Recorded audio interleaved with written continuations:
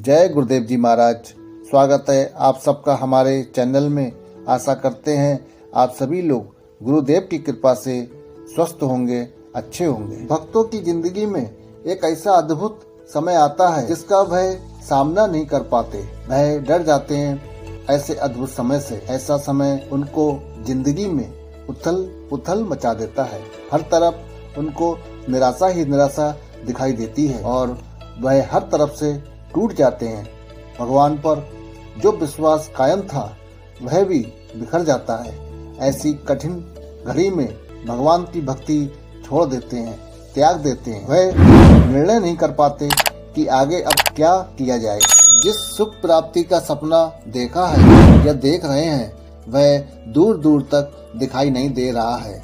जो भक्त हर स्थिति में परिस्थिति में भगवान पर विश्वास और भरोसा रखता है और अपनी भक्ति सदा बनाए रखता है तो समझ लीजिए साफ शब्दों में वह भगवान की परीक्षा में पास है। और जो भक्त जरा सा भी डर गया, बहक गया या फिर डगमगा गया और अपनी भक्ति को छोड़ दिया तो समझ लीजिए कि वह भगवान की परीक्षा में फेल है। आज हम आपको बताने जा रहे हैं कि भगवान आपकी परीक्षा कब और कैसे लेते हैं। आपको महसूस होने लगे कि भगवान आपकी परीक्षा ले रहे हैं, उस समय आपके साथ कौन कौन सी घटना घटने वाली है। संसार के प्रत्येक भक्त के जीवन में ऐसा समय आता है, ऐसी जटिल और गंभीर परिस्थिति आ जाती है कि वह भक्त पूरी तरह से टूट जाता है, उसका ईश्वर से विश्वास भी टूट जाता है। ऐसे गंभीर स्थिति में कुछ लोग ऐसे हो जाते हैं कि वह ईश्वरीय भक्ति से दूर चले जाते हैं। वह भगवान का नाम लेना और जाप करना बिल्कुल छोड़ देते हैं, अर्थात वह नास्तिक प्रवृत्ति के हो जाते हैं। उनको ये समझ ही नहीं आता कि उनके साथ ऐसा क्यों हो रहा है।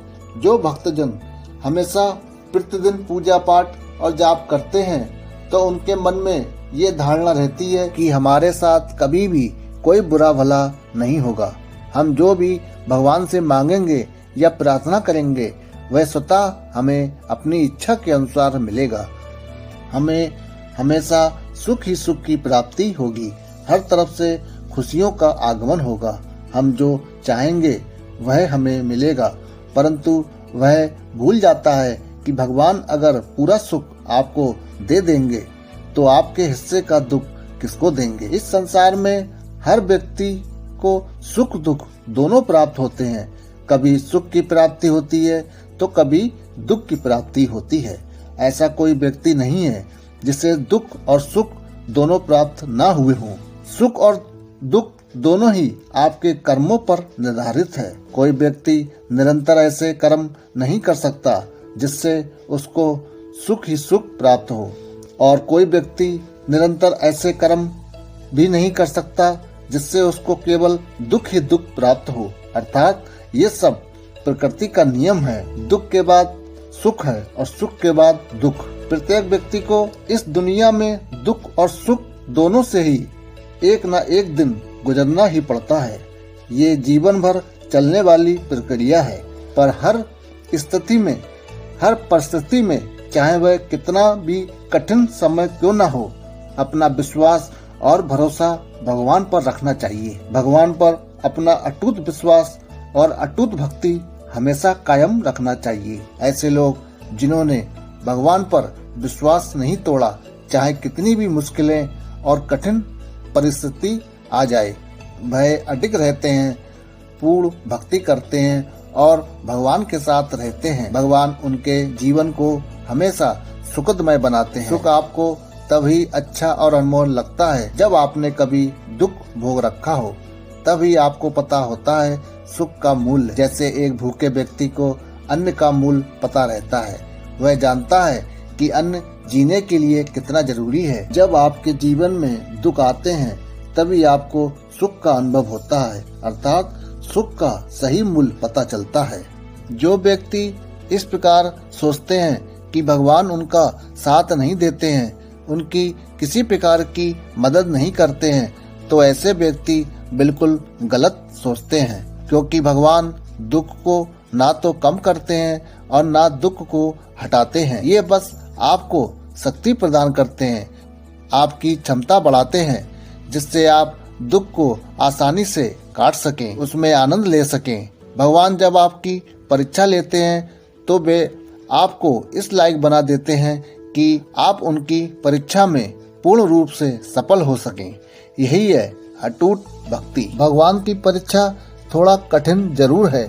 वह भक्त का विश्वास देखते हैं कि वह कब तक टिका हुआ है। हमें भगवान की परीक्षा में सत्य का पालन करते हुए अपने आप को खरा उतारना पड़ेगा। उसके बाद ही भगवान हमें स्वीकार करेंगे। जब भगवान परीक्षा लेते हैं तो कैसे लेते हैं, आप कैसे समझ पाएंगे कि वह आपकी परीक्षा है और वह परीक्षा ले रहे हैं। अब आप समझिए कि भगवान जब आपकी परीक्षा ले रहे होते हैं तो ऐसा संकेत आपके जीवन में होता है। आप खाना खा रहे होते हैं और उसी समय आपके दरवाजे पर कोई भूखा दस्तक दे दे, या कोई गाय आपके दरवाजे पर आ जाए, कोई कुत्ता आपके दरवाजे पर आ जाए और आप अपनी थाली में से उसे खाना दे दे और उसको भोजन करा दें, ये बहुत बड़ा महादान कहा जाता है। अपनी थाली से भोजन देना कहा जाता है कि अपने मुंह का निवाला देना। अगर ऐसे लक्षण आपके जीवन में आए तो समझ लीजिए कि भगवान आपकी परीक्षा ले रहे हैं और आप इस परीक्षा में पास हुए। आप कहीं जा रहे हैं और कोई व्यक्ति ठंड से परेशान है, वह कांप रहा है और उसे देखकर आप दुखी हो जाते हैं। आपके मन में उसके लिए दया का भाव पैदा होता है। आप कोई गर्म कपड़ा या कोई अपना स्वेटर या कोट उसको दे देते हैं, तो ये भी बहुत बड़ा दान है। किसी भूखे व्यक्ति को खाना खिलाना, किसी के तन को ढकना बहुत बड़ा दान है।